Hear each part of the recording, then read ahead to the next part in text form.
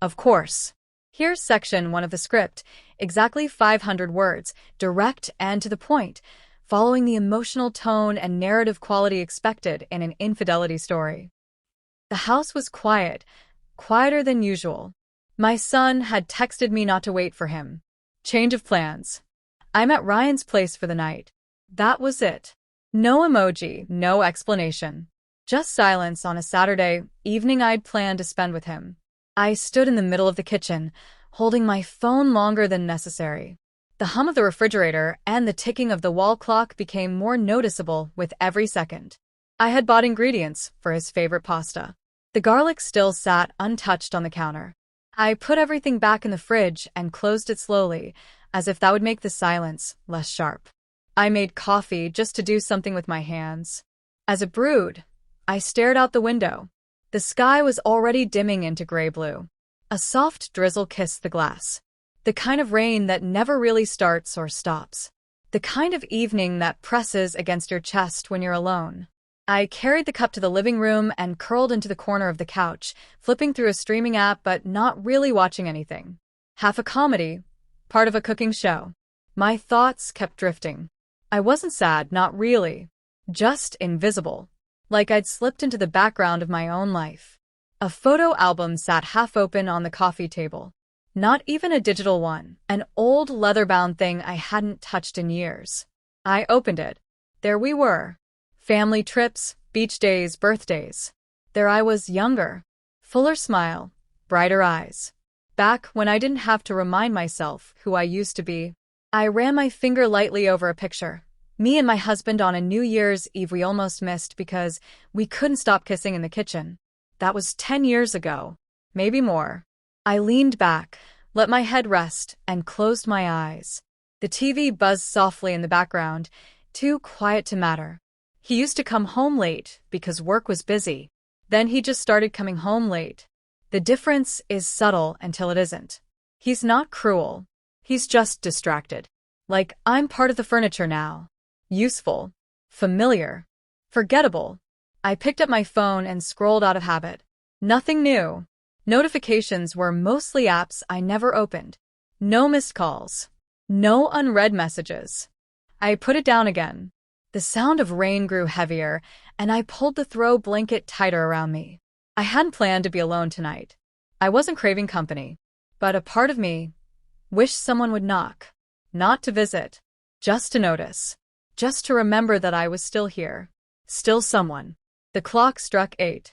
Just another hour passing like the others. No meaning. No one would notice if I just sat here until midnight. I sipped my now lukewarm coffee and didn't flinch. The house was still quiet. And I was still waiting for what I didn't know. Sure. Here's section 2 of the script. Exactly 500 words. Direct, focused, and emotionally layered, with no repetition or unnecessary filler. The knock caught me off guard.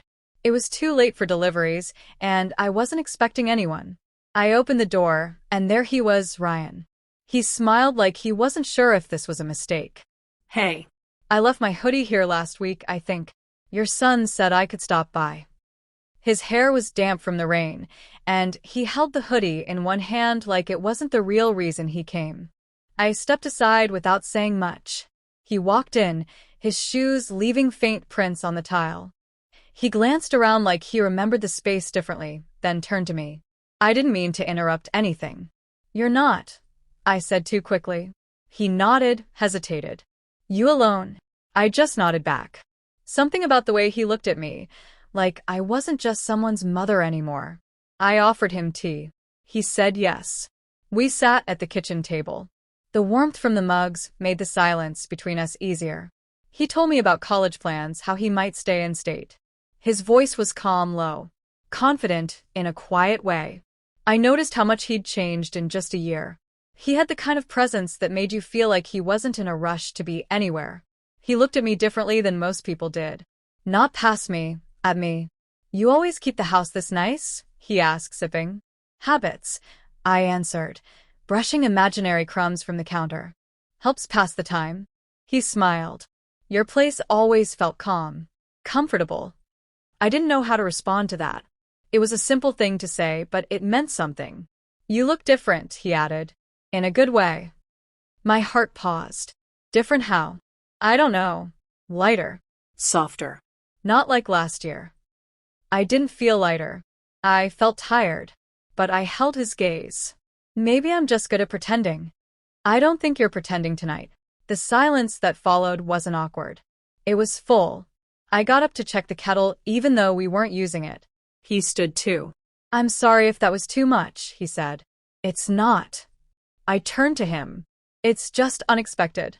I always noticed you, even when I wasn't supposed to. There it was. Not subtle. Not aggressive. Just honest. He stepped closer. I didn't move. The space between us held something unspoken, but we both knew it wasn't innocent anymore. I reached for the empty mugs. Our hands brushed. His fingers lingered on mine for a second too long. My breath hitched, but I didn't pull away.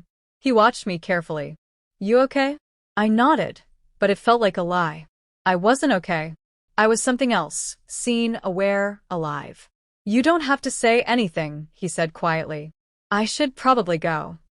But neither of us moved. The rain kept falling outside. Time felt slower. My fingers still touched the edge of his. And for the first time in years, I didn't want to be careful. Of course. Here's section 3, with exactly 500 words, staying true to the emotional depth and tension of the story, direct, intimate, and restrained, with no repetition. His hand stayed on mine and I didn't move. I wasn't thinking anymore. I wasn't weighing consequences or reasons. I was just standing there, breathing a little too fast. He watched my face like he was waiting for permission, or maybe for me to stop him. I didn't. When he leaned in, it wasn't sudden. It was quiet, careful. His lips brushed mine, barely there, waiting for a reaction. I kissed him back, slowly. It was soft at first, almost unsure. Then deeper. I felt his hand move to the side of my face, thumb grazing my cheek like he was trying to memorize it. My fingers gripped the edge of the counter, not to push him away, but to steady myself. I hadn't been touched like that in years. Not with intention.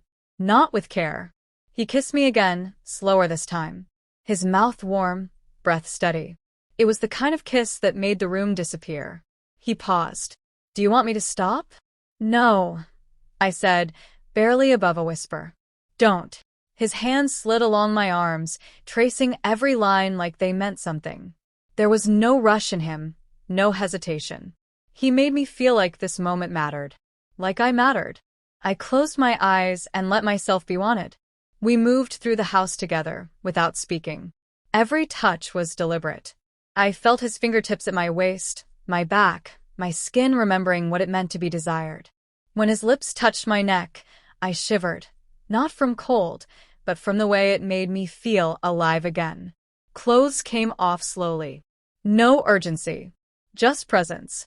I wasn't hiding. I wasn't ashamed. He looked at me like he saw something worth keeping, like every part of me deserved to be held. When we finally lay together, it was quiet. The rain outside matched the rhythm of our breaths. His hands were warm, steady, never rushed. Every movement was full of something I hadn't felt in a long time: attention, respect, need. I didn't speak. I didn't need to. The silence between us was honest. There was nothing to explain. We weren't pretending it was right. We just weren't pretending it wasn't happening. He kissed my shoulder. I turned toward him, tracing his chest with my fingertips. His hand found mine again, lacing our fingers together. His breath hitched when I kissed his neck, and I felt his pulse quicken beneath my lips. It wasn't lust. It wasn't just comfort. It was relief. Like we'd both been waiting for someone to break the stillness. When it was over, he stayed beside me. No rush to leave. No awkward silence. Just the sound of our breathing, steady and close. I rested my head against him, my body warm, my chest aching. I didn't know what came next. I didn't want to think about later. For now, I was just a woman again. Not a wife. Not a mother. Just here. Wanted. And finally not alone. Absolutely. Here's section 4, with exactly 500 words, focused, emotionally honest, and cleanly concluding the story without repetition or filler. The bed was cold when I woke up. He was gone. A folded note sat on the nightstand, written in careful handwriting. "Thank you for trusting me." Nothing else. No promises. No apologies. Just that. I sat up slowly, still wrapped in the scent of him. The rain had stopped. Light pushed through the curtains, soft and golden, like it didn't know anything had changed. But I had. My body ached in a way that wasn't just physical. It was deeper, like something had been opened and couldn't be closed again. I stood, pulled on my robe, and walked to the mirror. My reflection looked the same, but I stared longer. Something in my eyes felt unfamiliar, softer, but heavier. I wasn't hiding anymore. I just didn't know who would recognize this version of me. Downstairs, the house was as quiet as last night. I put on the kettle out of habit. Everything I did felt automatic, like I was watching someone else move. The warmth of the tea in my hands couldn't reach the part of me that had changed. My phone lit up. A message from my son. "Be home in 20. Simple. Innocent." He had no idea. I looked around quickly. The blanket on the couch was out of place. A second glass still sat on the counter. I moved without thinking, cleaned, folded, erased. But no matter how much I wiped away, I couldn't remove the moment. It was under my skin, behind my ribs. Every movement reminded me of what I'd done, and what it had meant. I hadn't planned for any of it, but I hadn't stopped it either. I stood by the window, staring out at the road. The pavement still wet, shining under morning light. For a second, I imagined him walking back, toward the house. He wouldn't. I knew that. But the thought lingered. What happened between us wasn't love. It wasn't planned, but it was real. More real than anything I'd felt in years. And now it sat inside me like a quiet truth I couldn't share. I should have felt guilty. Maybe I did. But guilt wasn't the strongest thing I felt. What hit me harder was how easy it had been to forget who I was supposed to be. How quickly I'd stepped out of my life and into a moment that felt more honest than everything I'd been pretending to hold together. The front door stayed closed. No one knew. No one would. But I knew. I carried it with me now. Not just what happened, but why I let it happen. And the worst part was I didn't regret it. Not yet. My son's key turned in the lock. I took a breath, steadied my face. The version of me he knew slipped back into place like a coat I'd never quite outgrown. But under it, something remained. A flicker I couldn't name. A part of me that had finally woken up and wasn't sure it wanted to go back to sleep.